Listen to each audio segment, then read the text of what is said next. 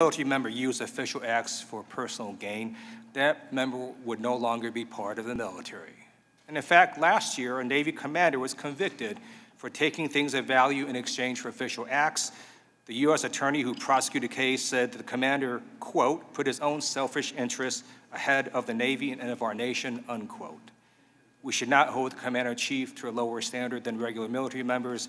We should not hold the president to a different standard than any other elected official. No one is above the law. I yield back. Gentleman yields back. Mr. McClintock.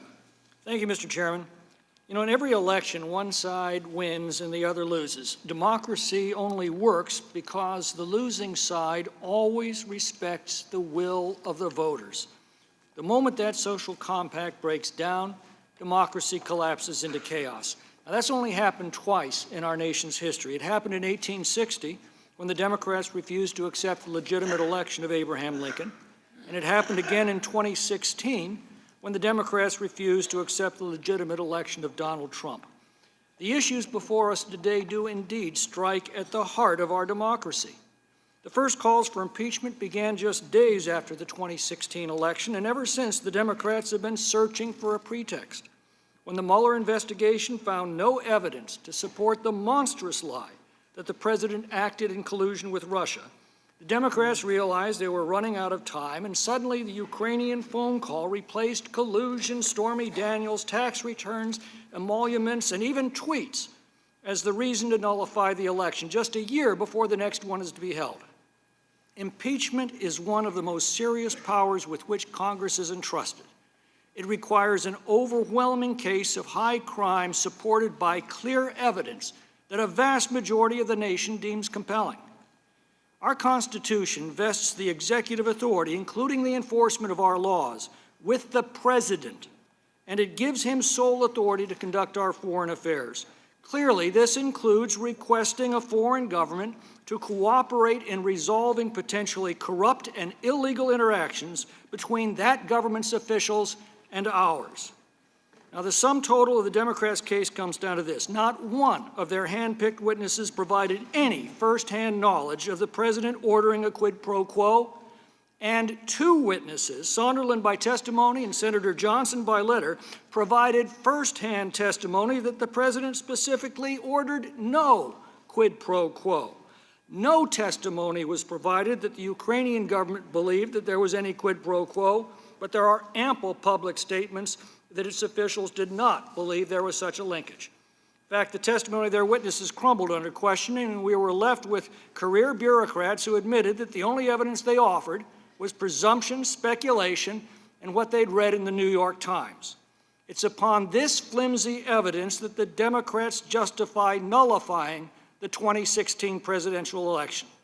And it's so flimsy, the Democrats have had to turn our Bill of Rights on its head in order to make it. They've argued that hearsay evidence, better known as gossip, is better than direct testimony. They've argued that the burden of proof rests with the accused to prove his innocence, while at the same time denying the defense witnesses permission to testify. They've argued that the right to confront your accuser is an invasion of the accuser's privacy. They've argued that appealing to the courts to defend your constitutional rights, as the president has done, is ipso facto obstruction of justice and evidence of guilt. They've asserted the power to determine what witnesses the defense is allowed to call. And they've argued that a crime is not necessary to impeach, only impure motives in performing otherwise lawful acts, motives, of course, to be divined entirely by the accusers. These are the legal doctrines of despots, but they're the only ones that can accommodate the case before us today.